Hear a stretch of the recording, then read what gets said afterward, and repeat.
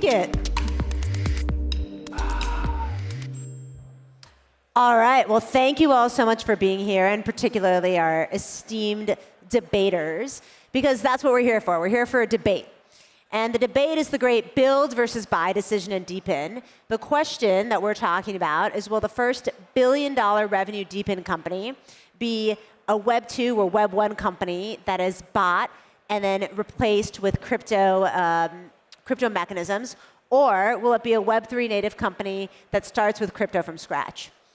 So we have two people who are probably the best in the world to be discussing this issue. Right next to me, we have Ariel, the CEO and founder of HiveMapper. HiveMapper is a community-built mapping company. In just over 2.5 years, they've mapped 500 million kilometers of the world. And then to my right, we have Santiago Santos. Santi is the founder and CEO of Inversion. And Santi has been very vocal about how the way that crypto is going to get to the first billion users is a go-to-market problem. And what he's going to do is he's going to buy a big company and replace it with Web3 on the inside. So thank you both so much for joining me. I think it's going to be fun. So let's start just by laying the groundwork here. Santi, can you tell us a little bit about what your vision for Inversion is? What are you talking about when you say we're going to Yeah, definitely. Hi, everyone. The idea for Inversion is very simple. It is really predicated on this idea that we are very much ready to scale to over 1 billion users. The tech, like Solana, is high throughput. It can support way more activity. And also that traditional businesses will adopt crypto in the same way that 20 years ago, every business was kind of skeptical that the internet was going to be a big thing. And then we made this distinction between an internet and a non-internet business, and now every business uses the internet to be competitive. And I see that arc happening again here, which is every business over the next 12, 10 years is going to use crypto to make their operations more efficient, to be more competitive. And of course, very encouraged with DeepIn. DeepIn was that inspiration for me, having invested in a lot of networks, to say, yeah, this is how you actually cut costs for traditional businesses. And so Inversion is, think of it as a private equity fund with some crypto elements where we'll buy traditional businesses, we'll make them more efficient with crypto rails, and our North Star is really for crypto to be invisible, right? It's sort of on the back end, and it helps us to cut costs and offer different things to the user. And Ariel, you've taken a different route. You've started organically, and you're growing a mapping company from the ground up through just pure granola means, through real crypto incentives. So tell us why you've chosen that route and what that looks like for you.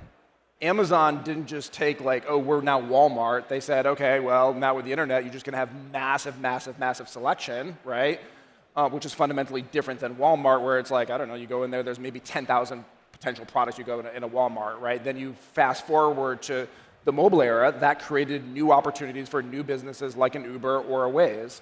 And so I think the same thing is true with crypto, is you really have to find what are those unique characteristics of crypto that then enable kind of new capital formation and new businesses and new products. And so for our case, it's look, we can now motivate and incentivize tens of thousands, hundreds of thousands of people all over the world to buy a device like this that generates the map and that is constantly updating and refreshing a map, which was quite frankly unheard of before, right? And so you have to kind of find those, in my view, you have to find those really unique characteristics about that new technology and then apply them to your specific business and leverage them for your specific business to create something new from the ground up.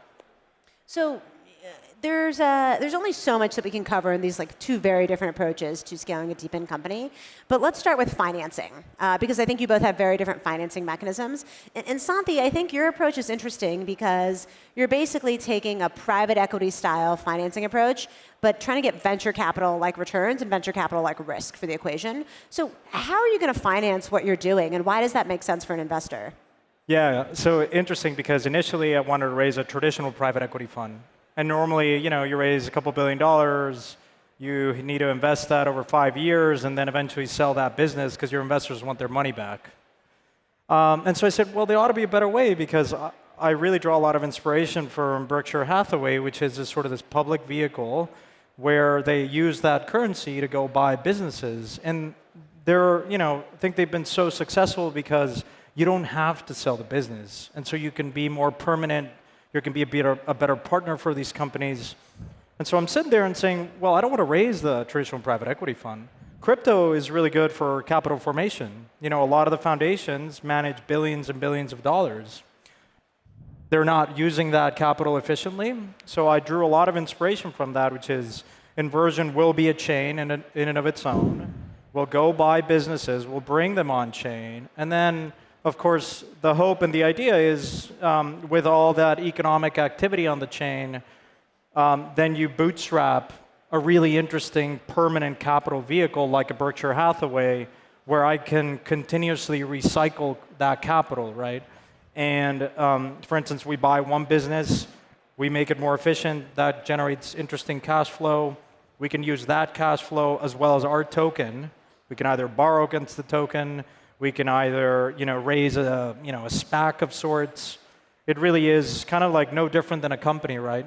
Traditional companies use their stock in the most efficient way possible. They either issue dividends, or they buy back the stock, or they go and do acquisitions with that currency, right? And so it's very similar. And I think of blockchains, particularly L1s, are economic networks, and we really take that type of mechanism to create a holdco structure where we can continuously buy more and more businesses, which acutely talks about like this is how we bring 1 billion users on chain, right? I buy telco is a big sector that we feel excited about, and go and acquiring mobile operators, transforming them with like helium on the back end, and also servicing those users with stablecoins.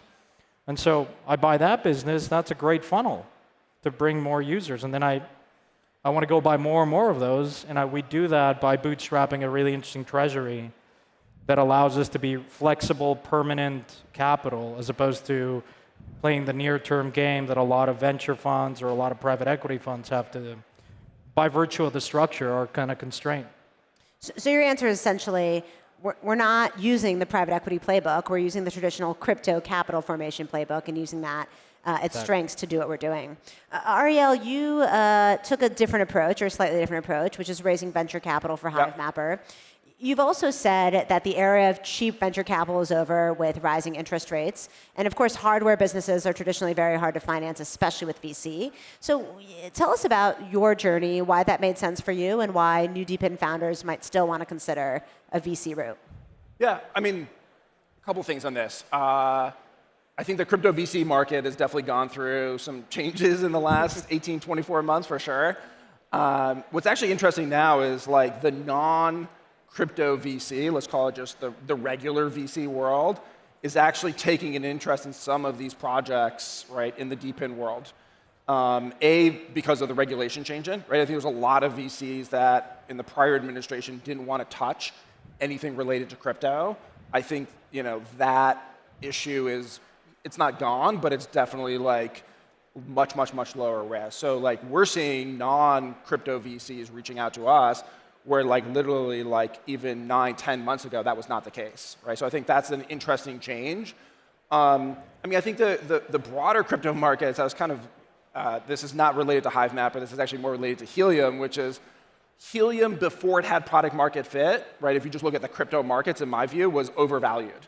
Now that it actually has true product market fit in what I would view as a massive industry, wireless, in my view, it's dramatically undervalued, right? And so I think there's this weird moment in time where like these people are not looking at these projects and saying, what is actually happening here in terms of product, in terms of capabilities, in terms of customers, et cetera, and making a determination there. They're just kind of like going back to the old school, like, who is the flavor of the month in the crypto world, right? And I think we as an industry, when I say we, the crypto industry, we kind of have to move past that, right? We have to move and say like, okay, what's the product, what's the customer, what's the traction here, all those types of things, which you would do in any business, right? And so hopefully we kind of move beyond just the flavor of the month in terms of the memes and all that type of stuff to like really looking at the fundamentals of a project and the capabilities of that team and what they're actually providing to real customers. Right. So what I'm hearing here is we need crypto VC to start becoming more and more like traditional VC in the sense that you're looking for businesses that are building real enduring value over time. Yeah, exactly. And also the non-crypto VCs are starting to play in the crypto world, right? So you're seeing a convergence of crypto VCs aren't just interested in like, who's the flavor of the month. And also you have non-crypto VCs being like, oh, that's actually a really good business, right? That's interesting, like you guys actually have product market fit. That's interesting. So I want to take the last couple of minutes and talk about product, because crypto is a very specific product and hardware is notoriously difficult to work in. And you're both working in, I think, complicated markets, X the crypto component of things, right? And Ariel, last time I saw you were in Washington, D.C., and you were telling me that you were constantly going to Pittsburgh to check up on the production of BCAMs. Yeah. Tell me about the process of what it looks like to build your hardware from scratch specifically for what you might do, and then maybe we can challenge Santi's approach a little bit and tell us why he might want to think about the product perspective, Yeah. and then you can fight back a little bit, Santi. Yeah. Well, look, if you build hardware, it'll take a couple years off your life for sure. It's very, very stressful, but I think it's very satisfying in a way that I've built a lot of software in my life. Building hardware, I think, is actually more satisfying, right? Because you have something that you can touch and feel, and other people pick it up, and they're like, "Oh, that's cool." In a way that software doesn't have that same visceral. But yeah, so we design and build our product here in the United States. Obviously, there's contents within that product that come from overseas as well. We decided really to build here in the United States because of the fact that we were started building during COVID. Right, and so I wanted to make sure that, okay, if we're building outside the United States, I may not physically, if something goes wrong, and stuff always goes wrong with hardware, I may not physically be able to jump on an airplane and go fix the problem. Because we're built outside of Pittsburgh, that's what I did. Right, I was like, okay, there's some problems here. I jumped on an airplane. I was basically living in Pittsburgh area with some of my colleagues in Pittsburgh, trying to fix a lot of the issues. So now we're past that. Look, I think that hardware is hard, but once, and somebody actually just commented on X, they had the original HiveMapper dashcam, which we started to ship, I think, in early 2023, late 2022, and they were still mapping with it, right? And they're like, I love it, it's easy, right? It's always there, it's always on. And so I think for us, that's the really critical thing, is this thing has to be embedded, integrated in people's vehicles, and they never have to think about it again. Right? Because then you know that it's passive and that it'll just provide continuous coverage over time. And also from a cost perspective, this device will help us reduce all of our compute and data storage costs by about 95%. And that's not an exaggeration, right? Because all of the compute and processing to actually build the map now occurs on the device. So yes, it's an investment. Yes, it's really freaking hard. But in terms of what it means for the business, but also what it means for the users, it's obviously just transformational for us. Santi, there are pros and cons to taking your approach, which is basically buying a network wholesale or something wholesale and figuring out, okay, how do we just take out the innards and make it crypto complete? So how do you think about the whole nitty-gritty process of taking a traditional Web 2, in some ways sort of a Web 1 company, and just cryptofying it? And what product challenges do you expect to face? Yeah, great question. So I think as an industry, we built fantastic tech at the software, at the product level, at the hardware level, over the last 12 years. If you think about traditional businesses and their P&L, there's very specific line items where you can say, okay, what's the friction point? As an investor, you always want to think about, okay, where can I remove friction and cut costs? And why costs? Because you always control costs. I don't want to assume that I'm going to increase revenue 100x and the multiple is going to expand. I think the interesting thing about Deepin and what Ariel is doing, you guys announced a partnership with Lyft, right? Yep. Why Lyft? And you might be wondering, well, because they're getting a very interesting solution here, which is having a different data partner, probably cheaper, more in maybe places where they haven't been able to get that data. And so when I think about the product, of course, I think as a Deepin network, you have to, whether it's Helium or HiveMap or GeoNet, you need to be on parity or better than the existing solution. And that usually comes down to quality and reliability. So of course, we're very motivated to buy telco assets because they're grossly underproductive. So I can buy a large telco asset that is, 25 million users, and most of those users are not using stablecoins, but they're in a place like Mexico or Brazil, and they definitely want to use a stablecoin. And so, everyone here talks about crypto being this room temperature semiconductor phenomenal products. The reality is, as an industry, we need to go and meet the user where they are.